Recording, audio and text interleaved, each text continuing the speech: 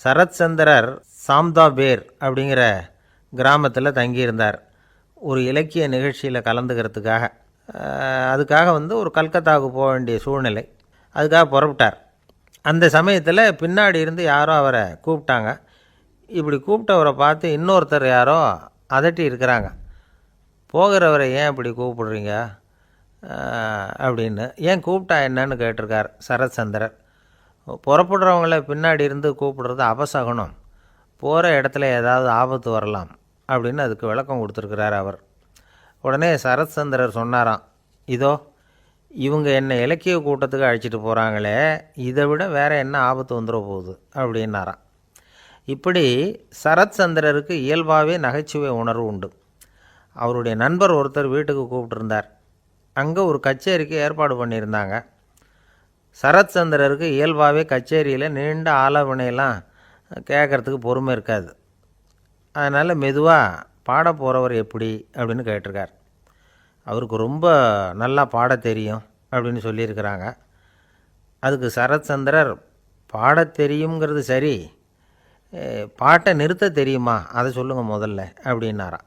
கங்கை கரை தோட்டம் பக்கத்தில் ஒரு ஆசிரமம், அங்கே ஒரு பெரியவர் தங்கியிருக்கிறார். அவர் தான் ராமகிருஷ்ண பரமஹம்சர். அந்த ஆசிரமம் இருந்த இடம் கரக்பூர். வங்காளத்தில் பொதுவாக எல்லோரும் மீன் சாப்பிட்றது உண்டு. கங்கையில் குளிச்சுட்டு கையில் ஒரு மீனோடு வர்றது வழக்கம். இவர் இருக்கிற இடத்துக்கு கங்கையில் படகு வழியாக வரணும். அப்படி தான் எல்லோரும் வருவாங்க. வர்றவங்கள ஒன்று கூட்டி ஆன்மீக விஷயங்களை பற்றி பேசிக்கிட்டு இருப்பார்.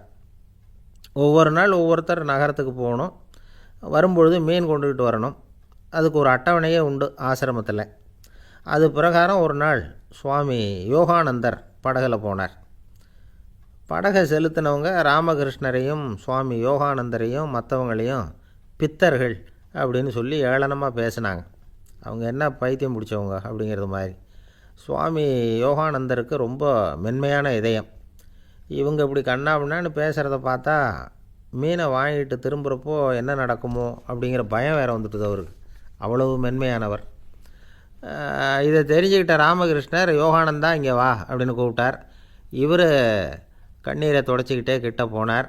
சொன்னார், ஐயா, படகு ஓட்டுறவங்க உங்களை பற்றி மோசமாக பேசுகிறாங்க.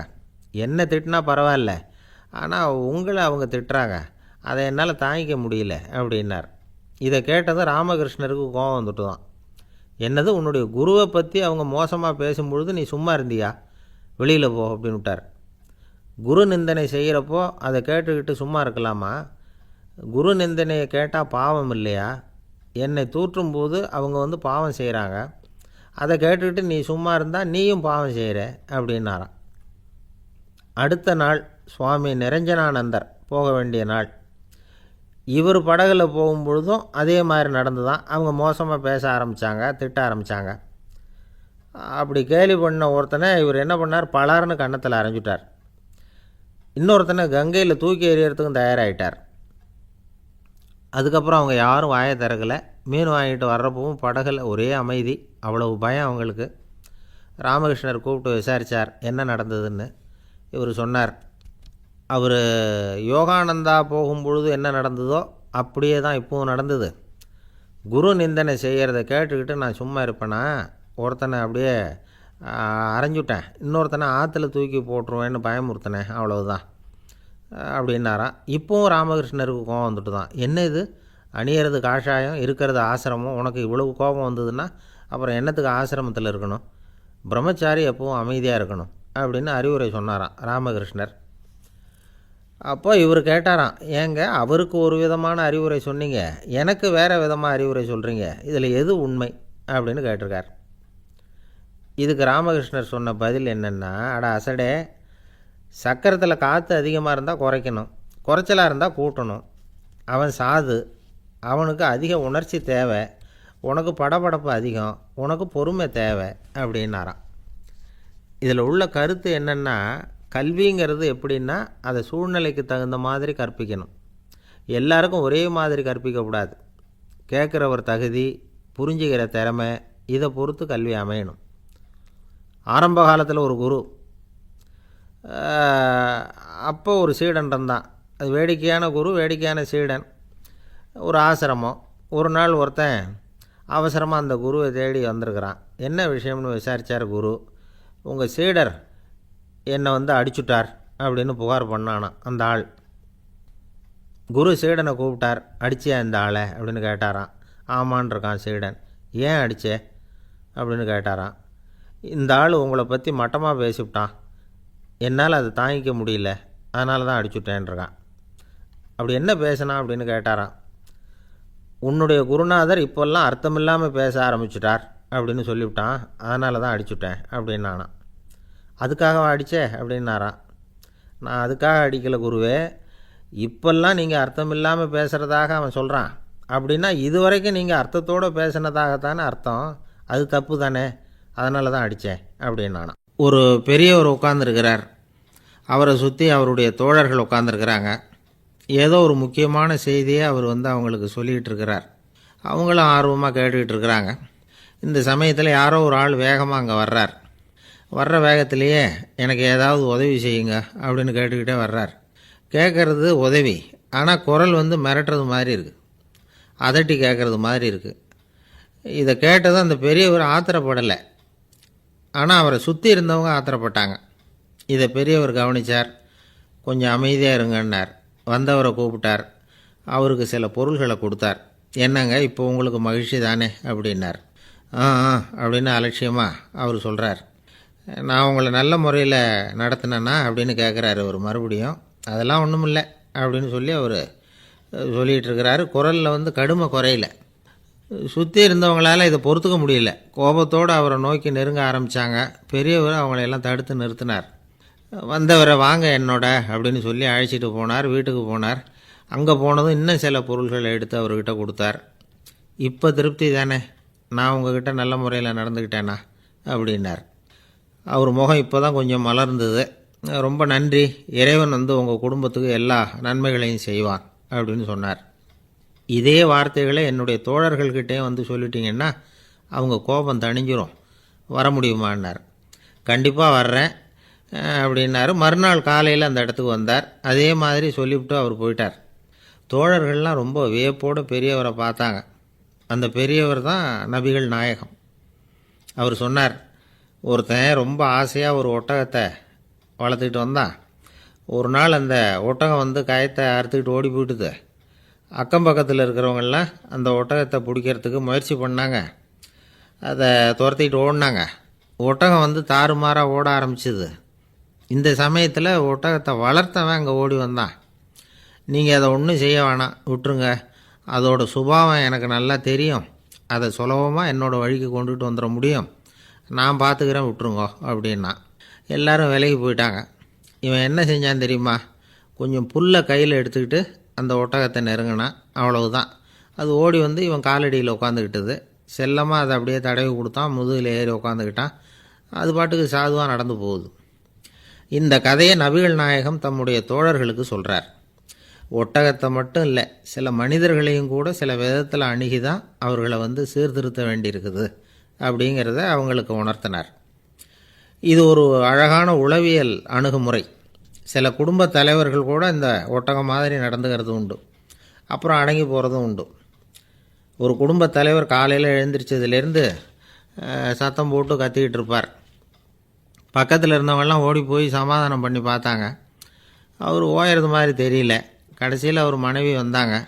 நீங்கள் எல்லாம் விலகி போயிடுங்க, அவர் சுபாவம் எனக்கு தெரியும், நான் பார்த்துக்கிறேன் அப்படின்னாங்க.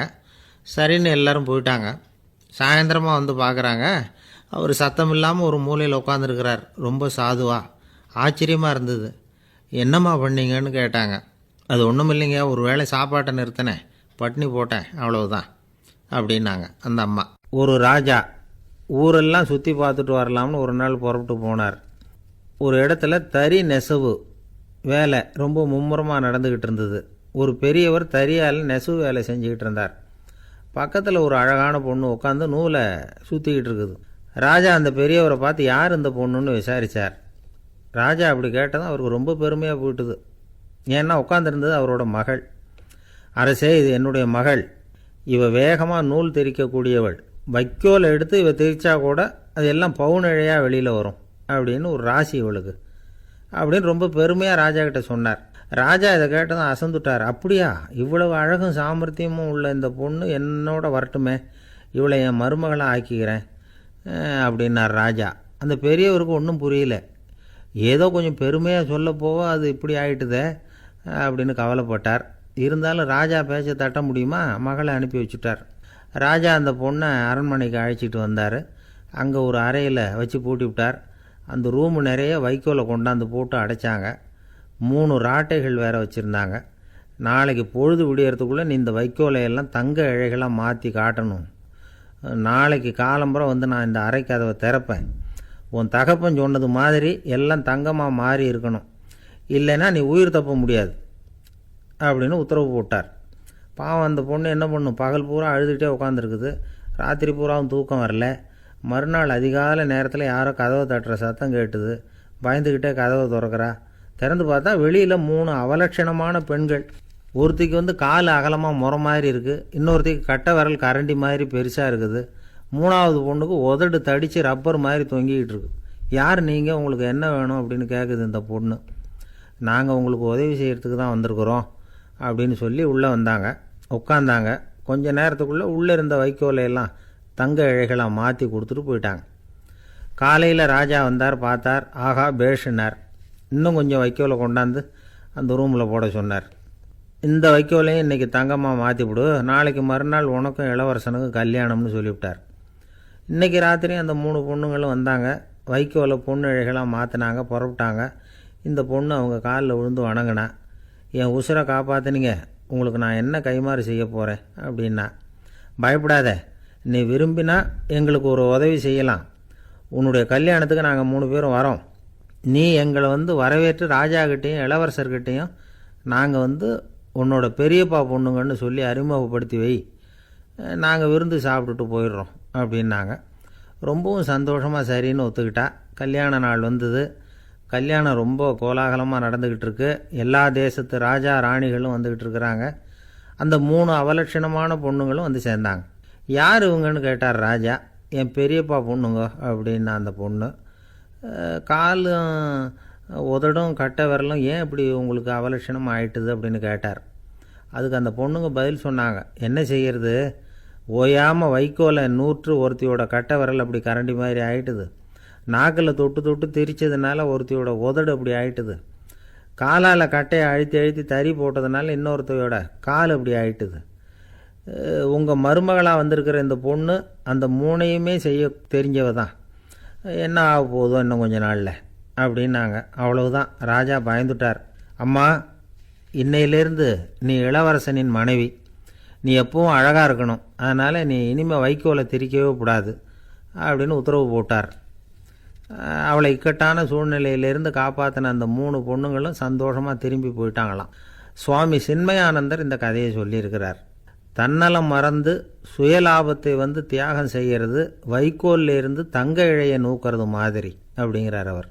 அது இருக்கட்டும், இப்போ நம்ம கதைக்கு வருவோம். ஒரு ராஜா தன்னோட மகனுக்கு சுயவரம் நடத்தினார். எல்லா தேசத்திலிருந்தும் ராஜகுமாரர்கள் வந்திருந்தாங்க. ராஜகுமாரியை கல்யாணம் பண்ணிக்கலாம்ங்கிற ஆசையில் சுயம்பர மண்டபத்திலேருந்து எல்லா ராஜகுமாரர்களும் அலறி அடிச்சுக்கிட்டு வெளியில் ஓடி வந்துக்கிட்டு இருக்கிறாங்களாம். ஏன் இப்படி எல்லாரும் மிரண்டு போய் ஓடி வர்றாங்கன்னு கேட்டார் ஒருத்தர். அதுக்கு இன்னொருத்தர் விவரம் சொன்னார். ராஜகுமாரியை இன்றைக்கி தான் அவங்க நேரில் பார்த்தாங்களாம், அதுதான் அப்படி ஓடி வந்துக்கிட்டு இருக்கிறாங்க அப்படின்னார். ஒரு தடவை நாரதர் ஒரு தெரு வழியாக போய்கிட்டு இருந்தார். வழியில் ஒருத்தர் வேத சாஸ்திரம்லாம் படிச்சுக்கிட்டு உட்காந்துருந்தார். அவர் நாரதரை பார்த்து எங்கே போயிட்டுருக்குறீங்கன்னு கேட்டார். கடவுளை பார்த்துட்டு வரலாம்னு போயிட்டுருக்கிறேன் அப்படின்னார் நாரதர். அப்படின்னா அவர்கிட்ட எனக்கு எப்போ முக்தி கிடைக்கும்னு கேட்டுட்டு வாங்களேன் அப்படின்னார் இவர். சரி, கேட்டு வரேன் அப்படின்னு சொல்லிவிட்டு நாரதர் நடந்தார். கொஞ்சம் தூரத்தில் ஒரு மரத்தடியில் ஒரு தொழிலாளி செருப்பு தைச்சிக்கிட்டு உட்காந்துருந்தார். அந்த ஆளும் அதே மாதிரி கேட்டுக்கிட்டார். எனக்கு எப்போ முக்தி கிடைக்கும்னு கடவுள்கிட்ட கேட்டுக்கிட்டு வாங்களேன்னார். அவர்கிட்டையும் சரின்னு சொல்லிவிட்டு நாரதர் நேராக வைகுண்டத்துக்கு வந்து சேர்ந்தார். கடவுளை பார்த்தார். இவங்க 2 பேரும் சொல்லி அனுப்பின விஷயத்தை பற்றி கேட்டார். அதுக்கு கடவுள் சொன்னார், அந்த செருப்பு தைக்கிற தொழிலாளி உடல் நீத்ததும் உடனே என்னை வந்து அடைவான். ஆனால் அந்த சாஸ்திரம் படித்த ஆள் இப்போதைக்கு என்கிட்ட வந்து சேரமாட்டான். அவன் இன்னமும் பல பிறவிகள் எடுத்து அங்கேயே இருக்க வேண்டியிருக்குது. எப்போ இங்கே வந்து சேருவான்னு எனக்கே தெரியாது அப்படின்னார். நாரதருக்கு இதோட ரகசியம் என்னங்கிறது புரியல. எனக்கு ஒன்றும் புரியலையேன்னாரான் கடவுள்கிட்ட. சீக்கிரம் புரிஞ்சுக்குவேன் நீ திரும்பி போகிறப்போ நான் இங்கே வைகுண்டத்தில் என்ன செஞ்சுக்கிட்டு இருக்கேன்னு கேட்டால் ஒரு ஊசியின் துவாரத்தில் ஒரு யானையை கோத்துக்கிட்டு இருக்கிறேன்னு அவங்கக்கிட்ட சொல்லு அப்படின்னார் கடவுள் சிரிச்சுக்கிட்டே. நாரதர் பூமிக்கு திரும்பினார். கடவுளை பார்த்தீங்களா எப்படி இருக்கார் அப்படின்னு விசாரித்தார். வேத சாஸ்திரம் படித்தவர். ஓ பகவானா, அவர் யானையை ஊசியின் காதில் நுழைச்சிக்கிட்டு இருக்கிறார் பார்த்தேன்னார் நாரதர். ஊசி காதில் யானையா? அது எப்படி முடியும்? நீங்கள் சொல்கிறத நான் நம்ப மாட்டேன்னு விட்டார் அவர். சரி, இந்த ஆளுக்கு இறைவன் பேரில் நம்பிக்கை இல்லை அப்படிங்கிறத நாரதர் புரிஞ்சுக்கிட்டார். அடுத்தபடியாக அந்த தொழிலாளி இருந்த இடத்துக்கு போனார். இறைவனை பார்த்தீங்களான்னு கேட்டார் அவர். பார்த்தேன், ஒரு ஊசி துவாரத்தில் யானையை கோத்துக்கிட்டு இருந்தார் அப்படின்னு சொல்லிவிட்டு நாரதர் அந்த ஆள் முகத்தை கவனித்தார். அந்த தொழிலாளி இதை கேட்டுட்டு கொஞ்சம் கூட ஆச்சரியப்படலை. அவரால் முடியாத காரியம் கூட உண்டானார். என்ன இப்படி சொல்கிற? ஊசியின் துவாரத்தில் யானையை கோக்க முடியும்னு நீ நம்புறியா அப்படின்னு கேட்டார் நாரதர். நிச்சயமாக நம்புகிறேன்னார் அவர். அது எப்படி அப்படின்னு கேட்டார் இவர். இதோ பாருங்கள், நான் இந்த ஆலமரத்தடியில் தான் தினமும் உட்காந்துருக்கிறேன். தினமும் இந்த மரத்திலிருந்து எவ்வளவோ பழம் கீழே விழுது. இந்த பழத்தில் இருக்கிற ஒவ்வொரு விதையிலேயும் உள்ள ஒரு ஆலமரம் இருக்குது. ஒரு சின்ன விதைக்குள்ளே ஒரு பெரிய ஆலமரம் இருக்க முடியுங்கிறப்போ ஊசி துவாரத்தில் கடவுள் யானையை நுழைய வச்சாருங்கிறத ஒத்துக்கிறதுல என்ன கஷ்டம் இருக்குது அப்படின்னு ரொம்ப சர்வசாதாரணமாக பதில் சொன்னாராம் அந்த தொழிலாளி. நாரதர் யோசனை பண்ணார். இந்த தொழிலாளி வேத சாஸ்திரங்களையெல்லாம் படிக்கலைன்னா கூட அறிவுபூர்வமாக சிந்தித்து இறைவனை நம்புகிறான். அதனால தான் கடவுள் இந்த ஆளுக்கு சீக்கிரம் முக்தி கிடைக்கும்னு சொன்னார் அப்படிங்கிறத புரிஞ்சுக்கிட்டாராம். இந்த கதையில் வர்ற கடவுள், நாரதர், வைகுண்டம் இதெல்லாம் ஒரு பக்கம் இருக்கட்டும். ஒரு சின்ன விதைக்குள்ளே ஒரு பெரிய ஆலமரம் தூங்கிக்கிட்டு இருக்குது அப்படிங்கிற உண்மை, அந்தரத்தில் 1000 கிரகங்கள் சுற்றிக்கிட்டு இருக்குங்கிற உண்மை, இதெல்லாம் நாம் பார்த்துக்கிட்டு தானே இருக்கிறோம். இந்த உண்மைகள் அதிசயமாக நமக்கு தெரியறதுனால அதை நம்பாமல் இருந்துட முடியாது. இயற்கையை பரிபூர்ணமாக நம்புங்கள், அந்த நம்பிக்கையே நம்ம வாழ்க்கைக்கு ஆதாரம் அப்படிங்கிறத விளக்கிறதுக்காக தான் இந்த கதை. இந்த காலத்தில் நம்ம பிள்ளைங்களுக்கெல்லாம் இது மாதிரி நம்பிக்கை அதிகமாகவே இருக்குது.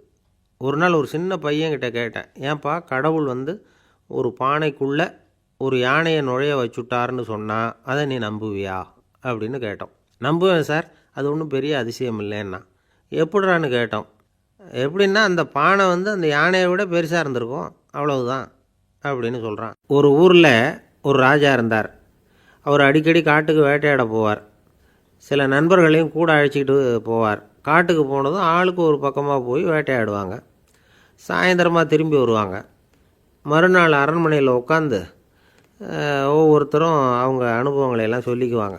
அவங்க வீரத்துக்கு தகுந்த மாதிரி பரிசை அந்த ராஜா கொடுப்பார்.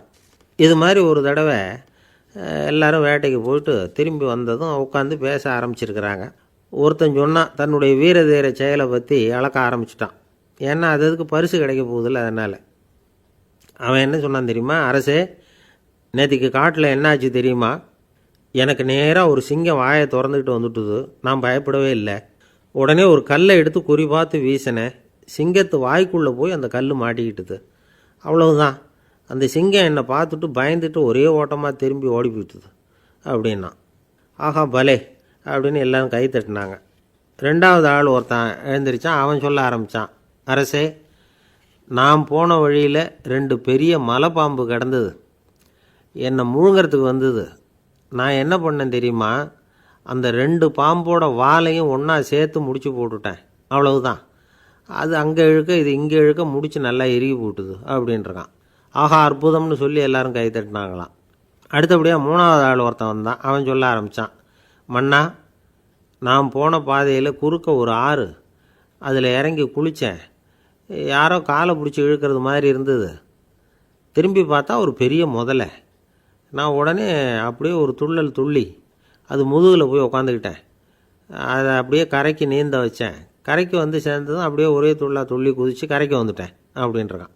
அவன் தன்னுடைய வீரத்தை அப்படி சொல்லியிருக்கான். அடடா எப்பேற்பட்ட வீரம் அப்படின்னு எல்லாரும் கை தட்டினாங்களாம். 4வது ஆள் எழுந்திரிச்சான். மன்னா, நான் போன இடத்துல ஒரு கரடி என்னை துரத்த ஆரம்பிச்சுட்டுது. நான் ஒரு மலை உச்சிக்கு வந்துட்டேன். அதுக்கப்புறம் ஒரு அடி எடுத்து வச்சாலும் அதில் பாதாளத்தில் விழ வேண்டியது தான்.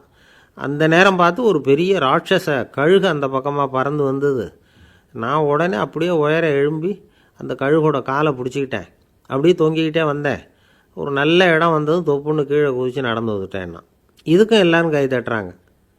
கடைசியாக ஒரு ஆள் எழுந்திரிச்சான். அரசே, நான் போன வழியில் ஒரு பெரிய யானை குறுக்க வந்தது. பயங்கரமாக சத்தம் போட்டுக்கிட்டே வந்தது. நான் பயந்து ஓடலை. உடனே என்ன பண்ணேன் தெரியுமா? அந்த யானையோட வாலை பிடிச்சி தூக்கினேன், தலைக்கு மேலே தூக்கி கரன்னு சுற்றினேன், வேகமாக சுற்றி வீசி எறிஞ்சேன், அவ்வளவுதான். அதே ஸ்பீடில் அந்த யானை மேலே போக ஆரம்பிச்சுட்டுது. இன்னும் கூட அது போய்கிட்டே தான் இருக்குது, கீழே விழவே இல்லைன்னா. இதை கேட்டதும் ராஜாவுக்கு கோபம் வந்துட்டுது. என்னை என்ன முட்டாள்னு நினச்சிக்கிட்டு பேசுகிறியா? யானையை நீ வாலை பிடிச்சி தூக்குன, அதை நான் நம்பணுமா அப்படின்னார். உடனே இவன் பணிவாக பதில் சொன்னான். அரசே, ஒரு சிங்கத்து வாயில் கல் மாட்டிக்கிட்டதை நம்புறீங்க, மலைப்பாம்பு வாலை பிடிச்சி முடிச்சு போட்டதை நம்புறீங்க, முதல்ல முதுகில் சவாரி பண்ணதையும் நம்புறீங்க, கழுகு காலை பிடிச்சிக்கிட்டு பறக்கிறதையும் நம்புறீங்க. அப்படி நம்புகிறப்போ நான் சொன்னதை மட்டும் நம்பக்கூடாதா அப்படின்னு கேட்டானான். பொய் சொன்னவங்கெல்லாம் தலையை தொங்க போட்டுக்கிட்டாங்களாம். ராஜா அவங்கள பார்த்து சொன்னாராம், நீங்கள் எல்லாரும் என்னை முட்டாளாக்கியிருக்கிறீங்க. கடைசியாக பேசின இவன் தான் எனக்கு உண்மை எது பொய் எதுங்கிறத புரிய வச்சிருக்கிறான். இவன் தான் உண்மையான தைரியசாலி அப்படின்னு சொல்லி அவனுக்கே பரிசையெல்லாம் கொடுத்து பாராட்டினாராம். இப்படி ஒரு கதை. உண்மையை நிலைநாட்டுகிறவன் தான் உண்மையான வீரன் அப்படிங்கிறத இதிலிருந்து நாம் புரிஞ்சுக்கணும். இந்த காலத்துல எல்லாம் பொய் சொன்னால் தான் பிழைக்க முடியுங்கிறது ஒரு சில பேரோட நம்பிக்கை. ஒரு அப்பாவுக்கு தன் மகனுக்கு பொய் சொல்ல தெரியலையேங்கிற கவலை. பொய் சொன்னால் தான் இந்த உலகத்தில் பிழைக்கலாம், ஆனால் இவனுக்கு அது தெரியலையே, அதனால் இவனை அழைச்சிட்டு போய் நடுக்கடலில் விட்டுட்டு வந்துடுவோம் அப்படின்னு அழைச்சிட்டு புறப்பட்டான். கடற்கரைக்கு போனான். மகனுக்கு சந்தேகம், எங்கேப்பா என்னை அழைச்சிட்டு போகிறேன்னு கேட்டிருக்கான். கடலில் மீன் பிடிக்க கற்றுக் கொடுக்க போகிறேன் உனக்கு அப்படின்னானா. நான் ஏற்கனவே மீன் பிடிச்சிட்டேனேன்னானா இவன் மகன். எங்கே அதுன்னு கேட்டிருக்கான் அப்பங்காரன். சுட்டு சாப்பிட்டுட்டேன்ருக்கான் புள்ள. அப்பங்காரன் பார்த்தான், சரி நம்ம புள்ள பொழைச்சிக்கோ அப்படின்னு சொல்லி திருப்பி அழைச்சிட்டு வந்துட்டானா. ஒரு ஆள் அசையாமல் கிடக்கிறார், அவர் இருக்காரா போயிட்டாராங்கிறத எப்படி முடிவு பண்ணுறோம்? அவர் மூக்குக்கு முன்னாடி புறங்கையை வச்சு பார்க்குறோம், மூச்சு வருதா இல்லையா அப்படிங்கிறத கண்டுபிடிக்கிறதுக்காக. மூச்சுங்கிறது அவ்வளவு முக்கியமான ஒரு விஷயம். சுவாசம் இல்லைன்னா எதுவுமே இல்லை. நம்ம பூமி இருக்க அது கூட சுவாசிக்குதுங்கிறத சோவியத் விஞ்ஞானிகள் கண்டுபிடிச்சிருக்கிறாங்க. பூமிக்கு மேலே இருக்கிற மண் அடுக்கில் காற்றில் உள்ள ஆக்சிஜன் ஆக்சிகரணம் அடையுது அப்படின்னு தான் இதுவரைக்கும் எல்லோரும் நம்பிக்கிட்டு இருந்தாங்க. ஆனால் இப்போ என்ன கண்டுபிடிச்சிருக்கிறாங்கன்னா, அந்த ஆக்சிஜன் பூமிக்குள்ளே 1 கிலோமீட்டர் ஆழம் வரைக்கும் ஊடுருவி போகுதான். பூமிக்குள்ளே 2 பக்கமும் பல கிலோமீட்டர் வரைக்கும் பரவுதான். பூமிக்குள்ளே இருக்கிற நீர்நிலை அடுக்குகள் தான் நுரையீரல் செய்கிற வேலையை செய்யுதான். நம்ம உடம்புல நுரையீரல் இல்லைன்னா ஒன்றும் நடக்காது. ஒரு மரத்தை தலைகீழாக தொங்க போட்டால் எப்படி இருக்கும்? அப்படி யோசிச்சு பாருங்கள். அப்படி தான் இதுவும், நுரையீரலும் அப்படி தான் இருக்கும். வலது பக்கம் ஒன்று, இடது பக்கம் ஒன்று. வலது பக்கம் நுரையீரல் கொஞ்சம் பெருசாக இருக்கும், நுட்பமான நரம்பு குழாய்கள் அதில் இருக்கும். கோடிக்கணக்கான நுண்ணிய குழாய்களை வச்சுக்கிட்டு தான் அது வேலை செய்யுது. 25 கோடி குழாய்கள் இருக்கும். அதை அப்படியே முழுசாக பிரித்து பரப்புனா ஒரு டென்னிஸ் கோர்ட்டில் பாதி பரப்பளவு இருக்குமா. நுரையீரல் நிறம் கருஞ்சிவப்பு தான். புகை அதிகமாக உள்ளே போச்சுன்னா அது கருப்பாயிடுது. காற்றுல உள்ள பிராணவாயுவை இது இழுத்து எடுத்துக்கிட்டு ரத்தத்தை சுத்தப்படுத்துகிற முக்கியமான வேலையை இது செய்யுது. அசுத்த காற்றை வெளியில் அனுப்பி வச்சுருது. ஒருத்தர் வேகமாக ஓடி வரார், அவருக்கு மூச்சு இறைக்கும். பயங்கரமாக எதையாவது பார்த்து விடுறார், உடனே மூர்ச்சை ஆகிடுவார். இது மாதிரி சமயங்களில் வேறு எந்த தூண்டுதலும் இல்லாமல் நுரையீரல் தானாகவே இயங்கும். இப்படி ஒரு அவசியம் ஏற்படுறப்போ இயக்கத்தை தூண்டி விடுற முக்கியமான இணைப்பு மூளைக்கு கீழே முதுகு எலும்புக்கு மேற்பகுதியில் இருக்குது. அது உடனே சுவாசத்துக்கு அவசர உதவியை கொடுக்குது. இப்போ ஒருத்தர் பேசாமல் உட்காந்துருக்கார். இந்த சமயத்தில் அவருக்கு 1 பங்கு காற்று தேவைப்படுதுன்னு வச்சுக்கோங்க. அவர் எழுந்திரிச்சு நடக்கும் பொழுது 1.5 மடங்கு தேவைப்படும். ஓடினார்னா 3 மடங்கு தேவைப்படும். படுத்துருக்கிறப்ப 1/2 மடங்கு தான் தேவைப்படும். இதுக்கு நிமிஷத்துக்கு 16 தடவை மூச்சு விட்டாகணும்.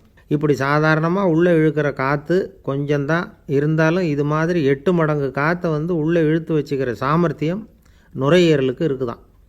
தண்ணி, நுண்கிருமிகள், ரசாயன பொருள் இப்படி எது உள்ளே போனாலும் நுரையீரல் சமாளிச்சுக்கும்.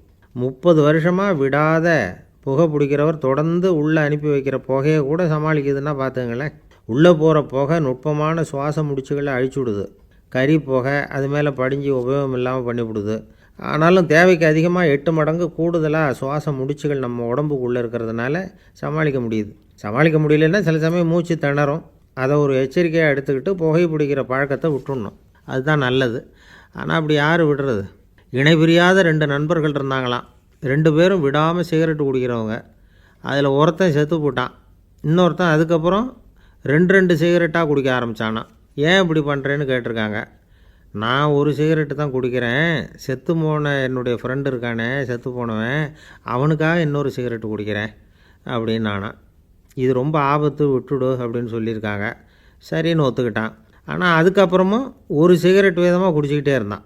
சிகரெட் பழக்கத்தை நீ இன்னும் விடலையான்னு கேட்டாங்களாம். அந்த பழக்கத்தை நான் எப்போவோ விட்டுட்டேன், இப்போ நான் குடிக்கிறது என் ஃப்ரெண்டுக்காக அப்படின்னு நானாம். இவங்கெல்லாம் எப்படி திருந்துறது? என்னை விட யோக்கியம் இந்த உலகத்தில் வேறு யாரும் இல்லை சார் அப்படின்னார் ஒருத்தர். அவரை விட அயோக்கியன் வேறு யாரும் இருக்க முடியாதுங்கிற முடிவுக்கு கேட்டவங்க வந்துட்டாங்களாம். மனுஷனுக்கு இருக்கிற ஒரு மிகப்பெரிய குறையே தன்கிட்ட இருக்கிற குறை அவனுக்கு தெரியாமல் போகிறது தான். ஆனால் அடுத்தவங்ககிட்ட இருக்கிற குறை இவனுக்கு தெளிவாக தெரிஞ்சிடும். ஒரு ஒட்டகம் ஒரு கொக்கை பார்த்து ஒரு கேள்வி கேட்டுதான். என்ன கேள்வி தெரியுமா? உன் கழுத்து ஏன் இப்படி வளைஞ்சி போயிருக்குது அப்படின்னு கேட்டிருக்கு. இதுக்கு உடம்பே வளைச்சல். இது போய் கொக்கை கிண்டல் பண்ணுது. இன்றைக்கி மனித சுபாவமும் கிட்டத்தட்ட இப்படி தான் இருக்குது. இந்த உலகத்தில் குறையில்லாத மனிதர்கள் யாரும் கிடையாது, நாம் உள்பட. அப்படிங்கிறத முதல்ல நாம் நல்லா புரிஞ்சுக்கணும். ஒரு ஊரில் ஒரு விற்பனை நிலையம் இருந்தது. செல்ல பிராணிகளை விற்பனை செய்கிற நிலையம் அது. நாய், கிளி, பூனை இப்படி நிறைய வச்சு விற்பனை பண்ணிகிட்ருக்குறாங்க. நாய்க்குட்டி விற்பனை செய்கிற பகுதியில் ஒரு சிறுவன் நின்றுக்கிட்டு இருந்தான். விற்பனை செய்கிற ஆளுகிட்ட விலை கேட்டுக்கிட்டு இருந்தான். அதோ இருக்குதே அந்த நாய்க்குட்டி என்ன விலை அப்படின்னு கேட்டானா. 1000 ரூபா அப்படின்னாரான்.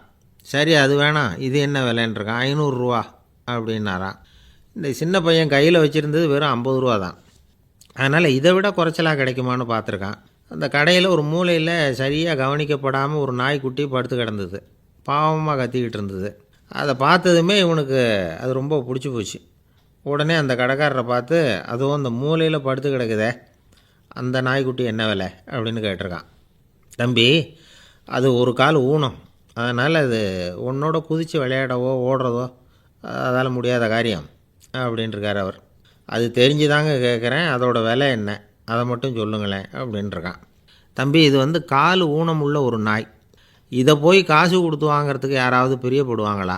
இதை நான் உனக்கு இலவசமாகவே தர்றேன், எடுத்துகிட்டு போ அப்படின்னாரான். இதை கேட்டதும் அந்த சிறுவனுக்கு கோவம் வந்துட்டு தான். நீங்கள் ஒன்றும் சும்மா கொடுக்க வேணாம், இந்தாங்க 50 ரூபா, இதை வச்சுக்கிட்டு நாய்க்குட்டியை கொடுங்க அப்படின்ட்டுருக்கான். அவருக்கு ஒன்றும் புரியல, ஆச்சரியமாக இருந்தது. சரின்னு பணத்தை வாங்கிட்டு நாய்க்குட்டியை தூக்கி கொடுத்தார். அந்த சிறுவன் அந்த நாய்க்குட்டியை 2 கையாலையும் வாங்கினா, மார்போடு பிரியமாக சேர்த்து அணைச்சிக்கிட்டான். தெருவில் இறங்கி நடக்கிறான். அப்படி நடக்கும்பொழுது தான் பார்க்குறார், கடைக்காரர் வந்து ஆச்சரியமாக அவனை பார்க்குறார். அப்போ தான் அவருக்கு ஒரு விஷயம் புரியுது. அந்த சிறுவன் தெருவில் நாய்க்குட்டியை மார்போடு அணைச்சிக்கிட்டு விந்தி விந்தி நடந்து போய்கிட்டு இருக்கிறான். ஆமாம், அவனுக்கும் ஒரு கால் ஊனம். இந்த நாய்க்குட்டியை யாருமே வாங்க மாட்டாங்கன்னு நினச்சிக்கிட்டு இருந்தார். குறையுள்ள அதுக்கும் ஒரு எஜமானன் கிடச்சிட்டான். அதனால் ஊனம் ஒரு குறை இல்லை அப்படிங்கிற உண்மையை அந்த கடைக்காரர் புரிஞ்சுக்கிட்டாரான். நம்மால் ஒருத்தர் கொஞ்சம் வயசானவர், எழுந்திரிச்சு சரியாக நடக்க முடியாது, சாய்வு நாற்காலியிலேயே எப்பவும் உட்காந்துருப்பார். அவர் தனக்கு துணையாக ஒரு நாயை பக்கத்தில் வச்சுருந்தார். அதுவும் ரொம்ப வயசான ஒரு நாய், எழுந்திரிக்கவே சிரமப்படும், நடக்கவும் முடியாது. அவர் பக்கத்துலேயே இதுவும் சோர்ந்து போய் படுத்து கிடக்கும். அந்த பெரியவரை பார்க்க வந்த ஒருத்தர் கேட்டார், ஏங்க, ஒரு சின்ன பையனை உங்களுக்கு துணையாக வச்சுக்கக்கூடாதா? இந்த நாயை உங்களுக்கு பாதுகாப்பாக வச்சுருக்கிறீங்களே, உங்களுக்கு ஒரு ஆபத்துன்னா இது எப்படி உங்களுக்கு உதவ முடியும் அப்படின்னார். அப்போ அவர் சொன்னாராம், எனக்கு ஒரு ஆபத்துன்னா அந்த சமயத்தில் இந்த நாய் என்னை தனியாக விட்டுட்டு ஓடி போயிடாமல் இருக்கணும்ல, அதுக்காக தான் இதை நான் வச்சுருக்கிறேன் அப்படின்னாராம். நம்மளில் சில பேர் ரொம்ப தைரியமாக இருப்பாங்க. நாம் கூட சொல்கிறது உண்டு, அந்த ஆளுகிட்ட வர்றதுக்கு எமன் கூட பயப்படுவான் அப்படின்னு சொல்கிறது உண்டு. தைரியசாலிகளை நெருங்கிறதுக்கு யமன் பயப்படுவான் அப்படின்னு சொல்கிறது உண்மை தான், அது பொய் இல்லை. மன வலிமை இருக்குது பாருங்கள், அது மனுஷனை காப்பாற்றும். இது வந்து மருத்துவ ரீதியான உண்மை. உடல் கோளாறுகள் மன ஆரோக்கியத்தை பாதிக்கும். மன எழுச்சி, மன போராட்டம் இதெல்லாம் வந்து உடல் இயக்கத்தில் மாறுதலை உண்டாக்குது. சில வகையான நோய்களுக்கும் மனசுக்கும் இருக்கிற சம்பந்தம் என்னங்கிறத பற்றியெல்லாம் இப்போ ஆராய்ச்சி பண்ணுறாங்க. ஆஸ்மா, மூட்டு வலி, பெருங்குடல் அழற்சி, உயர் இரத்த அழுத்தம், சோரியாசிஸுங்கிற தோல் வியாதி, வயிற்று புண்ணு, இந்த தைராய்டு நச்சுத்தன்மை, இது மாதிரி நோய்களை உண்டாக்குறதுல மனசோட பங்கு என்னங்கிறத பற்றியெல்லாம் ஆய்வு பண்ணி பார்த்துருக்குறாங்க. எதுக்கு எடுத்தாலும் சோர்ந்து போகிறது, தோண்டு போகிறது, இப்படிப்பட்ட மனவாகு, அதோட யாரும் நமக்கு உதவ முடியாது அப்படிங்கிற மனோபாவம், கைவிடப்பட்ட மனநிலைமை, இதெல்லாம் வந்து நோயோட தீவிரத்தை ரொம்ப அதிகரிக்க செய்யுதான். இவங்கெல்லாம் அந்த கைகால் வலிக்குது, உடம்பு அசதியாக இருக்குது, தூக்கம் வரல, முதுகு வலிக்குது, உடம்பில் வந்து உணர்ச்சி குறையுது, கை கால் விரல்லாம் மரத்து போகுது, இப்படி ஏதாவது சொல்லிக்கிட்டு டாக்டர்களை தேடி வந்துக்கிட்டு இருப்பாங்க. நெஞ்சு வலி வந்து யாருக்கு வருது தெரியுமா? பதற்றம், போட்டி மனப்பான்மை, அளவுக்கு அதிகமான வேகம், துடிப்பு, பேராசை, இதுலேயும் கட்டுப்பாடு, நேரம் தவறாமை, அப்புறம் இதெல்லாம் உள்ள மனவாக உள்ளவங்க இருக்கிறாங்கள்ல, அவங்க பெரும்பாலும் நெஞ்சு வலிக்கு ஆளாயிடுறாங்களாம். ஃப்ரீட்மேன் அப்படிங்கிறவர் நிறைய ஆராய்ச்சியெல்லாம் பண்ணி பார்த்துட்டு இதை உறுதிப்படுத்தியிருக்கிறார். அவர் பண்ணின ஆராய்ச்சியில் என்னெல்லாம் தெரிய வந்தது தெரியுமா? பொறுப்பு அதிகம் உள்ளவங்களுக்கு கண்டிப்பாக ரத்த அழுத்தம் வரும், அதிகமாக இருக்குமா. அதே மாதிரி கண்டிப்பாக இருக்கிறாங்கல்ல, அவங்களுக்கும் ரத்த அழுத்தம் அதிகரிக்குமா. ரத்த அழுத்தம் தனக்கு அதிகமாக இருக்குங்கிறத தெரிஞ்சுக்கிட்டவங்க தலைவலி, மயக்கம், இந்த தலை சுத்தல், அசதி, இது மாதிரியான உணர்வுகளை அவங்களுக்கு வந்துடும், அது மாதிரி உணர்வு. ஆனால் உண்மை என்ன தெரியுமா? இதெல்லாம் ரத்த அழுத்தத்தினால இல்லை, ரத்த அழுத்தம் கட்டுப்பாட்டுக்குள்ளே இருந்தால் கூட இவங்க இப்படி நினைக்கிறாங்களாம்.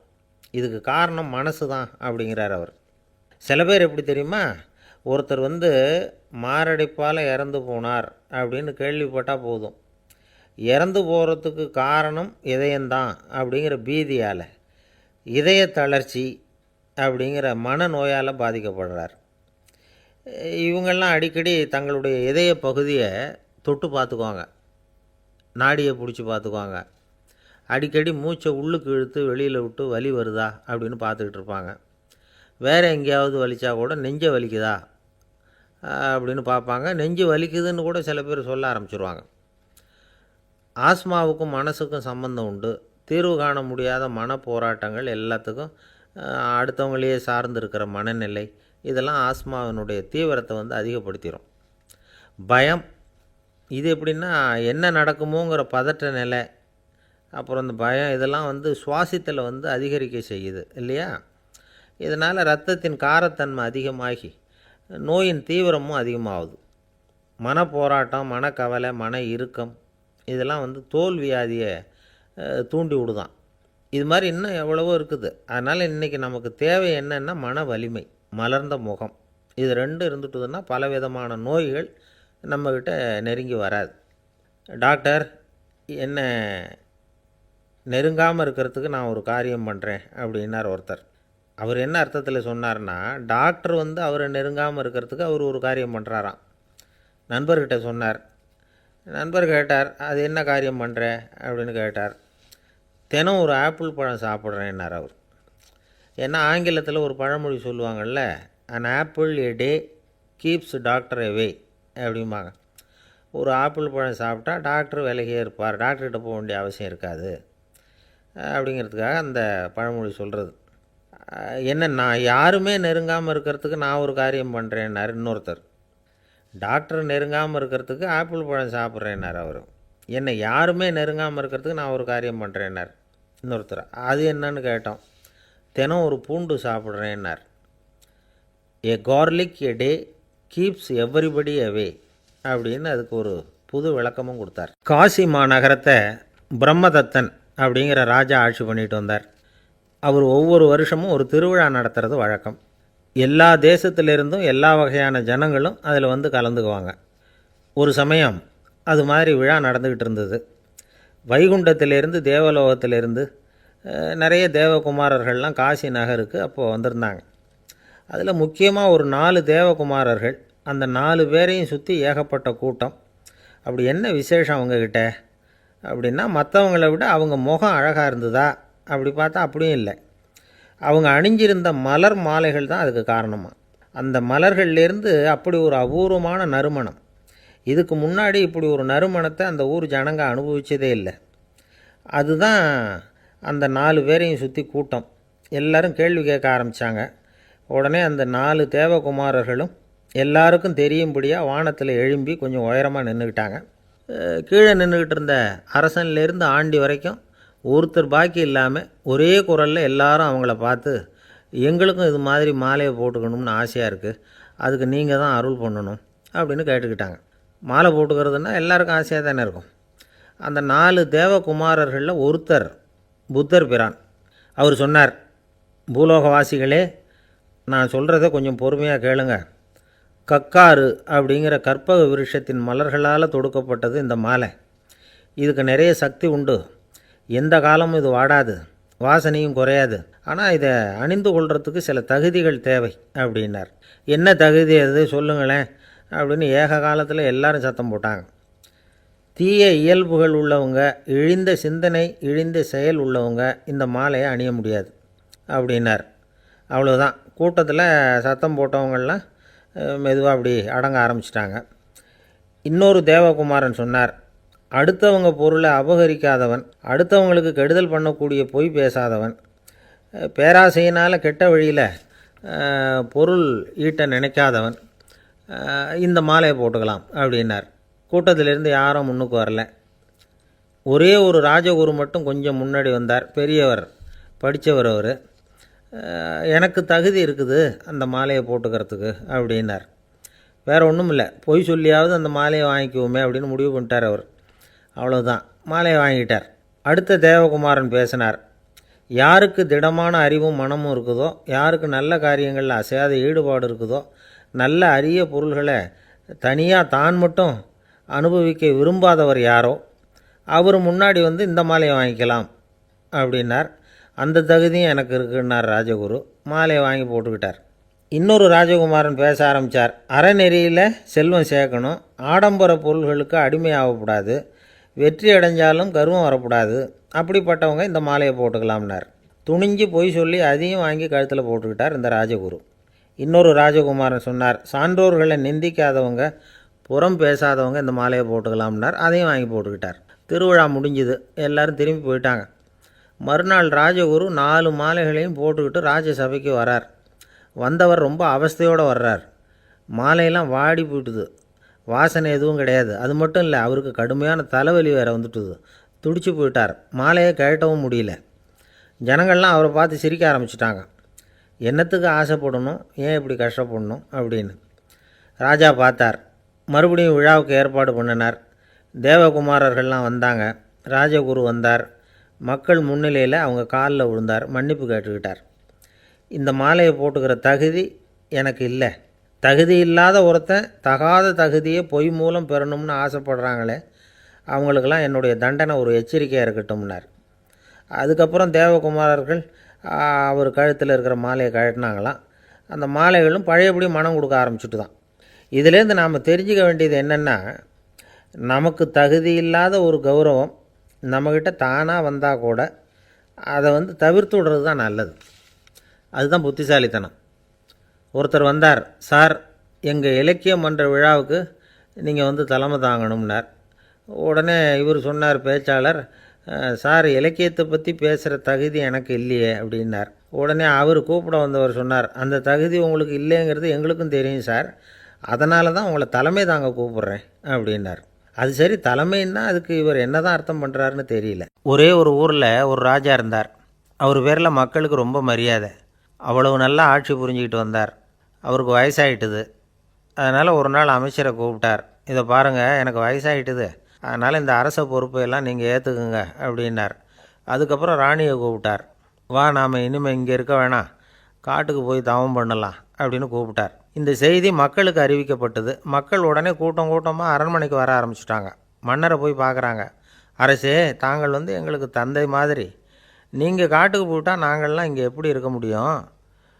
எங்களுக்கெல்லாம் எந்த துன்பமும் இல்லாமல் பார்த்துக்கிட்டு வர்றீங்க. இது மாதிரியான ஒரு அரசாட்சி இல்லைன்னா மக்கள் வாழ்ந்து என்ன பயன் அப்படின்னாங்க. இருந்தாலும் என்ன பண்ணுறது, வயசாயிட்ட காரணத்தினால இந்த முடிவுக்கு வர வேண்டியிருக்குது அப்படின்னாரா ராஜா. அப்படின்னா நீங்கள் காட்டுக்கு போக வேணாம், நாங்கள் போகிறோம்.